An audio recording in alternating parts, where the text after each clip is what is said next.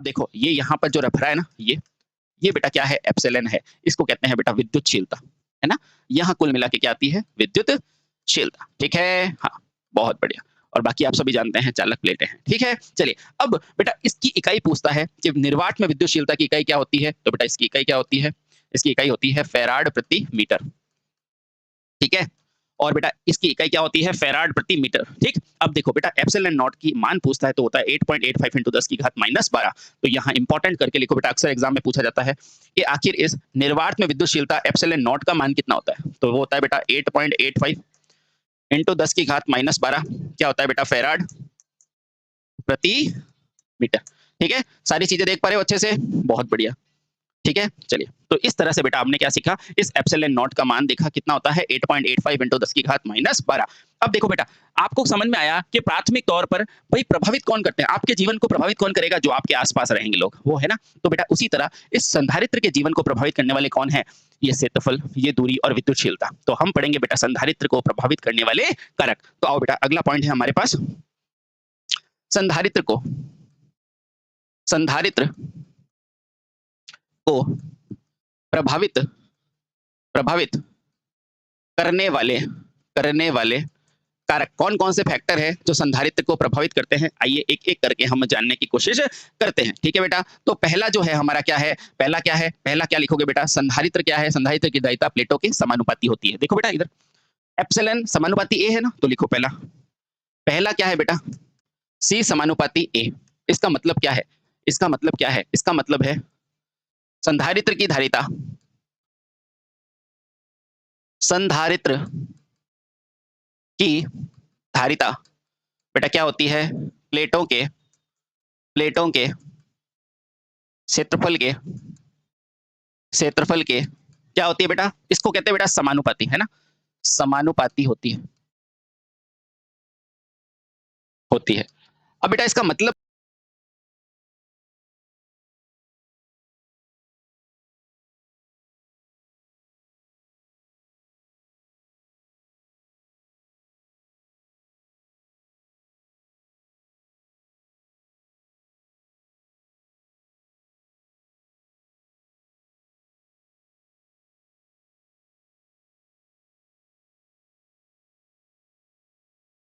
सी भी घटेगा। देखो बेटा इसका मतलब क्या है, इसका मतलब है सी समानुपाती ए, इसका मतलब है अगर ए को बढ़ाओगे बेटा, इसको कहते हैं बढ़ाना, तो सी भी बढ़ेगा, है ना?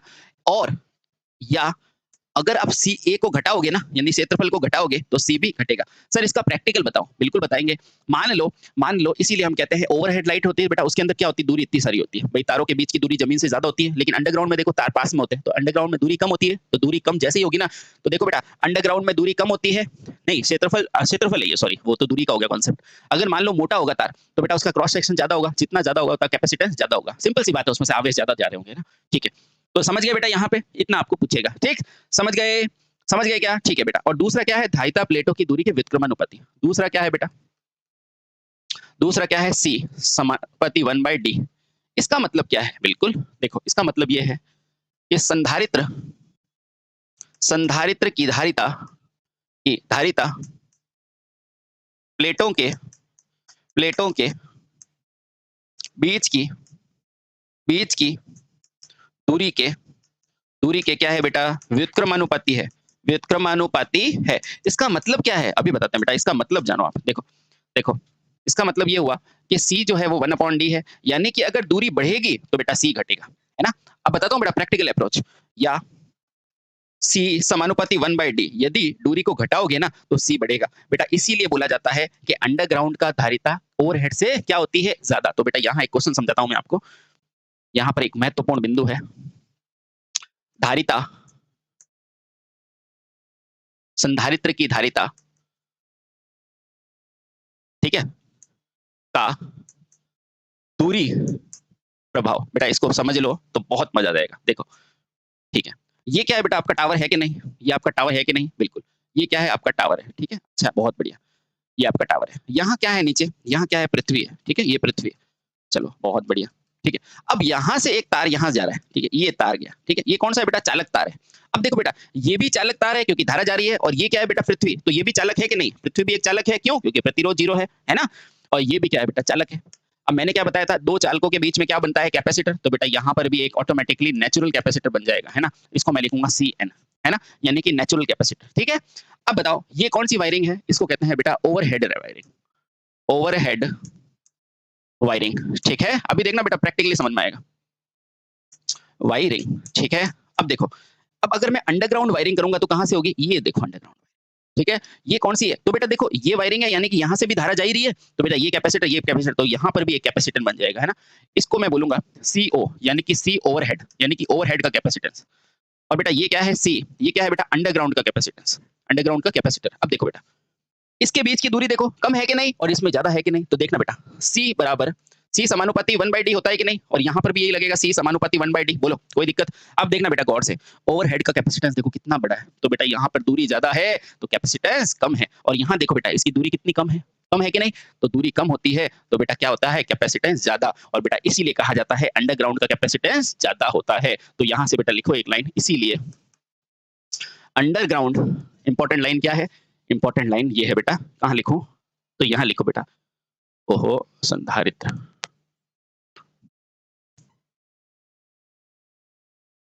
तो यहां से एक लाइन लिखोगे, समझ में आ गया ना आपको, बहुत बढ़िया। तो यहां से बेटा एक इंपॉर्टेंट लाइन लिखोगे, क्या लिखोगे, ये संधारित्र में, या फिर ऐसे लिखो बेटा, अंडरग्राउंड, अंडरग्राउंड की धारिता क्या होती है बेटा, ज्यादा होती है। इसको कहते हैं ज्यादा होना, किससे बेटा, ओवरहेड से होती है, ओवरहेड धारिता से। ये बहुत इंपॉर्टेंट लाइन है बेटा, बहुत इंपॉर्टेंट है। ठीक है, चलिए बहुत सही।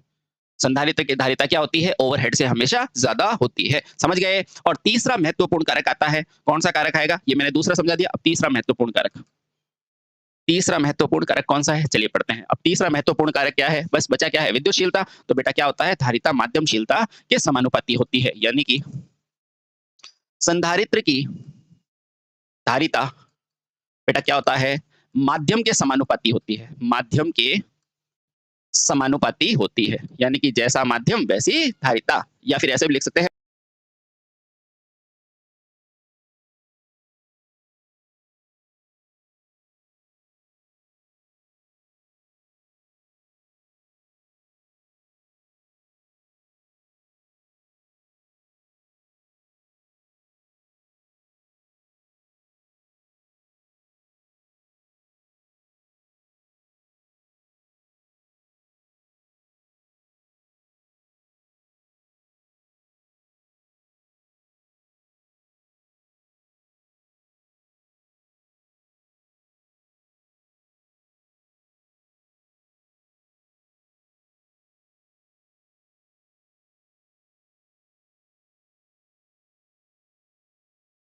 माध्यम पर निर्भर करती है, कि धारिता माध्यम, संधारित्र की धारिता माध्यम पर निर्भर करती है, माध्यम पर निर्भर करती